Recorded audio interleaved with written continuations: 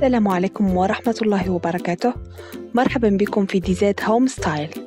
اليوم سأقدم لكم كيفية صنع حاملات الشموع وصندوق مجوهرات بأشياء بسيطة وقد تكون متواجدة في المنزل. لقد قمت بوضع الأسعار الأدوات التي استعملتها، وهي متوفرة في السوق بأثمان زهيدة كما هي موجودة في الصورة.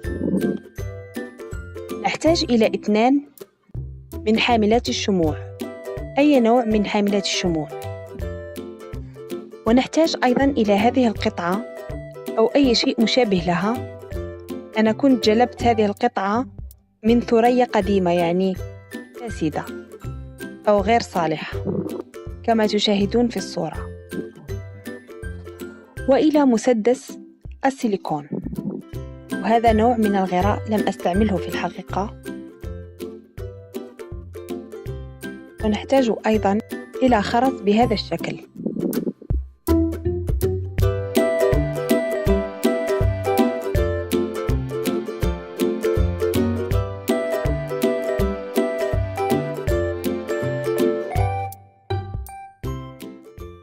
نبدأ بلصق الخرز بهذا الشكل.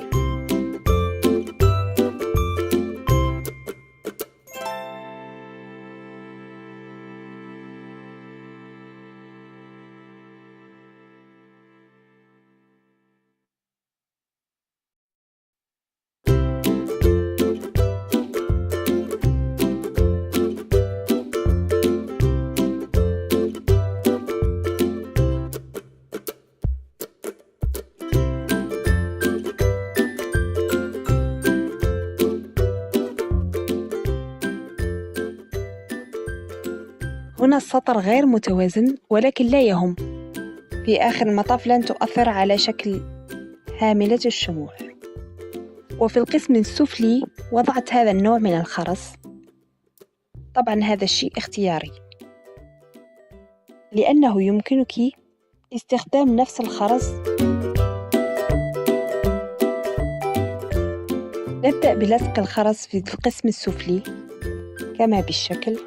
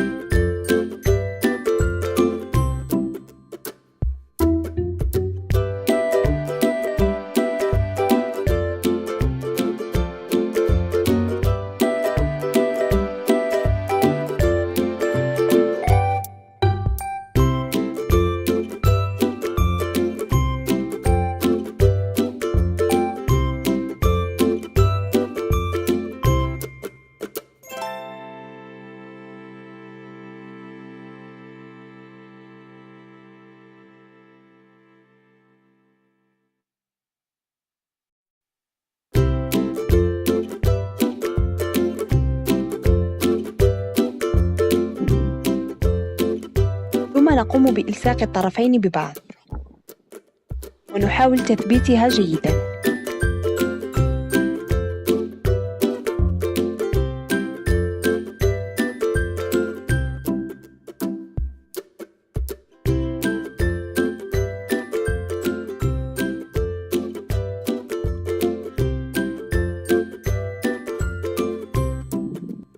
وهذا الشكل الأخير لحاملة الشموع.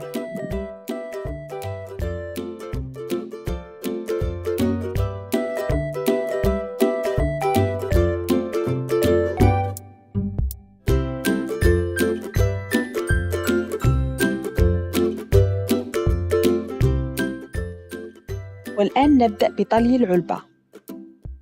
هذه العلبة تستعمل في الأفراح، أي يوضع فيها الحلويات، وأنا قررت استغلالها في فكرة أخرى. استخدمت هذا الرشاش للطلي.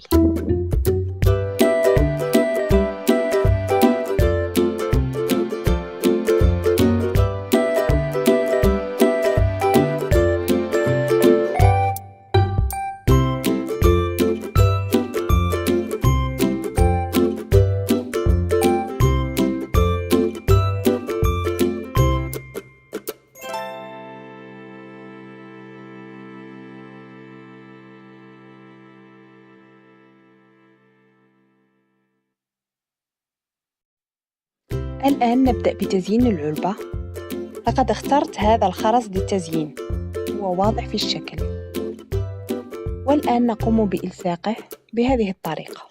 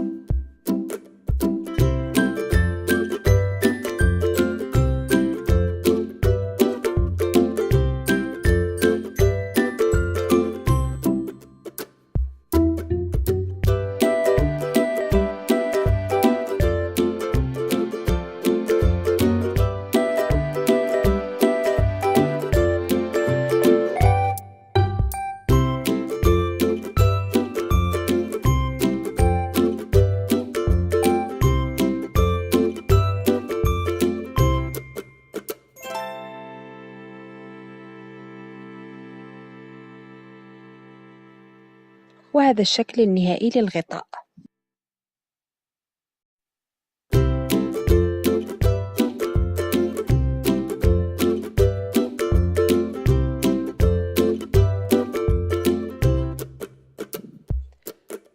والآن أقوم بتثبيت هذا الخرز على كافة حافة الصندوق.